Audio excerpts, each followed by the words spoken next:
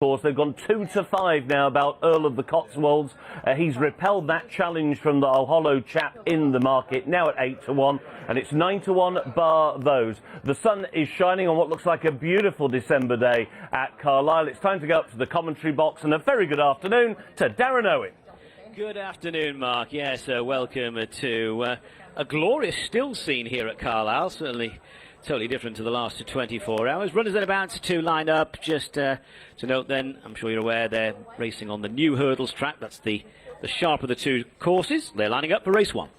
So lining up for race number one, the Smarket Spending Exchange Novices Hurdle Race. Ain't my fault they're lining up in front of Extra Bald.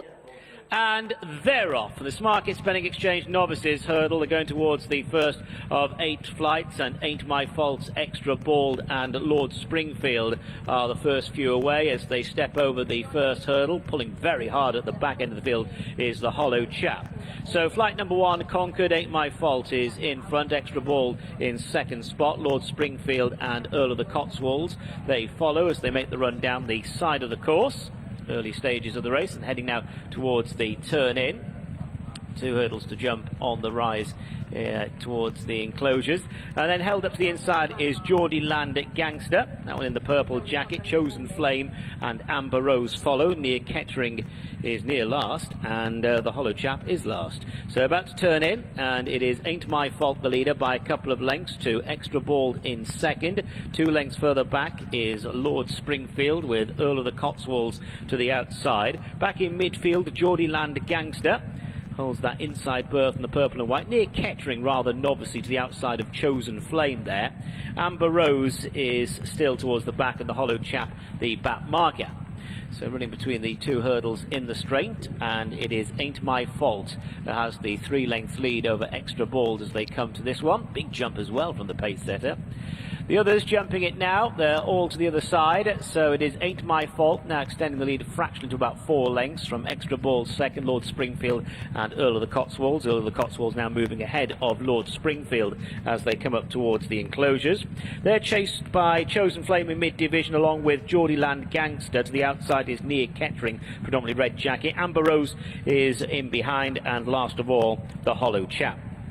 Turning right-handed, going now down this side of the course with a good 12 lengths first to last, and Ain't My Fault is making it, and it's about 3 clear of Extra Bald, with Earl of the Cotswolds now in 3rd place. Earl of the Cotswolds got some strong national and flat race form in the book. Back in behind, a little bit keen, Lord Springfield, winning pointer in Ireland, followed by Chosen Flame, yellow jacket to the outside. Geordie Land Gangster, Amber Rose near Kettering, they are next, and the hollow chap remains at the back. Ain't My Fault and Stephen Mulqueen on this downhill run to hurdle number 4 of the 8. Leads by a couple of lengths coming to it, with Extra Bald to the inside for Danny Cook. Earl of the Cotswolds to the outside. Now the leader just shifted out to his left a little bit. Ain't My Fault there. Ain't My Fault a couple of lengths clear of Extra Bald. Earl of the Cotswolds still in behind. And Lord Geordie Land Gangster trying to improve the inside of Lord Springfield as they make the run towards the first flight over on the far side, which is 4 from home. And a novicey jump there from Earl of the Cotswolds. So heading now towards 3 out. Ain't My Fault 2 lengths clear. Extra Bald second. Earl of the Cotswolds third. Lord Springfield, Chosen Flame, they follow. Then the hollow chap coming now towards the final flight over on the far side. So leaving the back straight, now all of a sudden Geordie Land Gangster just being pushed along and losing its position there in the purple colours. That one nearer last and first now, and it is Ain't My Fault in front with Extra Bald 3 parts of a length away. Earl of the Cotswolds, Sam Twiston Davis a close third. Gap then of a couple of lengths to Lord Springfield, Chosen Flame near Kettering, they follow. Then the hollow chap, Geordie Land Gangster, and Amber Rose is the back marker, but they have really grouped up on the side of the track and heading now towards the turn in. Roughly 3 furlongs to cover, 2 to jump. Ain't My Fault has made every step of it so far, leads by a length to Extra Bald. Back in third is Earl of the Cotswolds. Lord Springfield's 2 lengths further back, chased by Chosen Flame. Now they hit the rising ground. Near Kettering's pushed along. Amber Rose has never been on the course. That was the second last. Earl of the Cotswolds spent a bit of time in the air there and making the run now up the hill towards the final furlong and a half, and Ain't My Fault is trying to open up again on the run to the final hurdle. Ain't My Fault in front by 4 lengths. Now 3. Earl of the Cotswolds staying on again, heading towards the last, over the last. Again, a novice jump from Earl of the Cotswolds. That was the case at Market Race. This has been the case here at Carlisle. And inside the final furlong, Ain't My Fault is in front, but Earl of the Cotswolds on this fairly long run, it is now staying on, is now devouring the ground. Earl of the Cotswolds is getting there and has got there. Earl of the Cotswolds wins. Ain't My Fault back in second, Lord Springfield third, Extra Ball fourth.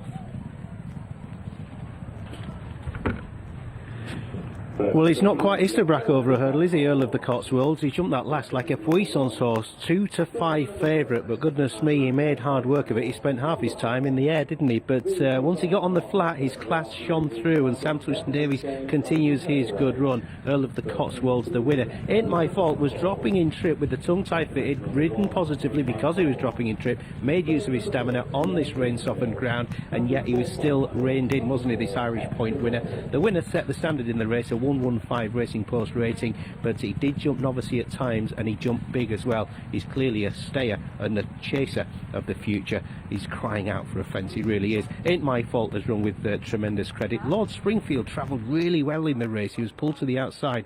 First run back from a wind up. He should be a short price, I'm sure, if he runs in a similar race next time. Look how keen he is in the straight line construction or bloodstock colours in the striped cap in 4th position there. He's tanking away. First run back from the wind up, running in heavy ground, remember, this afternoon, soft, heavy in places.